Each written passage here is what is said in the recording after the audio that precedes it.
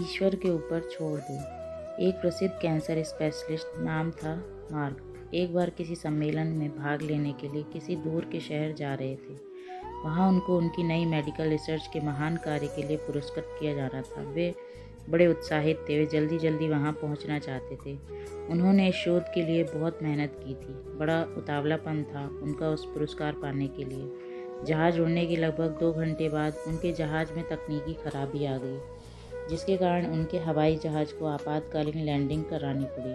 Doctor mark को लगा कि वे अपने सम्मेलन में सही समय पर नहीं पहुंच पाएंगे, इसीलिए उन्होंने स्थानीय कर्मचारी से रास्ता पता किया और एक टैक्सी कर ली। सम्मेलन वाले शहर के लिए उनको पता था कि अगली फ़्लाइट 10 घंटे बाद है। टैक्सी तो मिली नहीं, लेकिन ड्राइवर के बिना, इसीलिए उन्होंने खुद ही टैक्सी चलाने का निर्णय लिया। जैसे ही उन्होंने यात्रा शुरू की, कुछ देर बाद बहुत तेज़ आंधी तूफान शुरू हो गया। रास्ता लगभग दिखना बंद सा हो गया। इस आपाधापी में वे गलत रास्ते की ओर मुड़ गए। लगभग 2 घंटे भटकने के बाद उनको समझ आ गया कि वे गलत रास्ते पर हैं। थक तो गए थे, भूख भी उन्हें बहुत ज़ोर से लग गई थी। उस सुनसान सड़क पर भोजन की तलाश में वे गाड़ी इधर उधर चलाने लगे। कुछ दूरी पर उनको एक झोपड़ी दिखी। झोपड़ी के बिल्कुल नज़दीक उन्होंने अपनी गाड़ी रोकी। परेशान से होकर गाड़ी से उतरे और छोटे से घर के दरवाज़ा खटखटाया। एक स्त्री ने दरवाज़ा खोला। डॉक्टर मार्क ने उन्हें अपनी स्थिति बताई और एक फ़ोन करने की इजाज़त मांगी। उस स्त्री ने बताया कि उसके यहाँ फ़ोन नहीं है।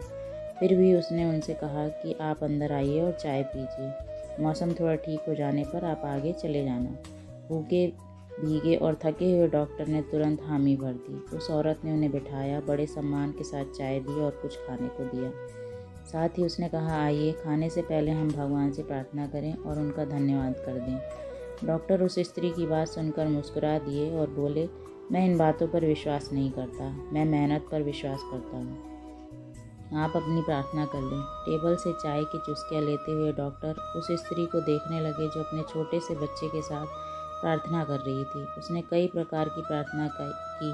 डॉक्टर मार्क को लगा कि हो ना हो इस स्त्री को कुछ समस्या है। जैसे ही वह औरत अपने पूजा के स्थान से उठी तो डॉक्टर ने पूछा, आपको भगवान से क्या चाहिए? क्या आपको लगता है कि भगवान आपकी प्रार्थना सुनेंगे? उस औरत ने धीमे से उदासी भरी मुस्कुराहट बिखेरते हुए कहा, ये मेरा बेटा है, इसको कैंसर है, जिसका इलाज डॉक्टर मार्क नामक व्यक्ति के पास है।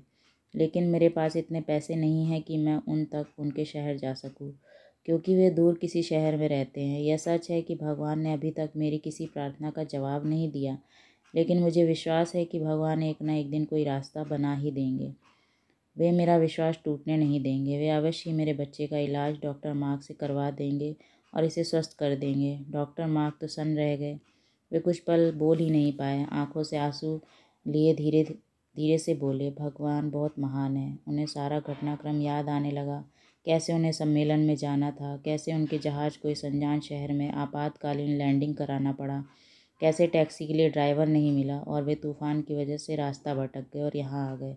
वे समझ गए कि यह सब इसीलिए नहीं हुआ कि भगवान को केवल उस औरत की प्रार्थना का उत्तर देना था, बल्कि भगवान उन्हें भी एक मौका देना चाहते थे कि वे भौतिक जीवन में धन कमाने, प्रतिष्ठा कमाने इत्यादि से ऊपर उठें और असहाय लोगों की सहायता करें। धन्यवाद।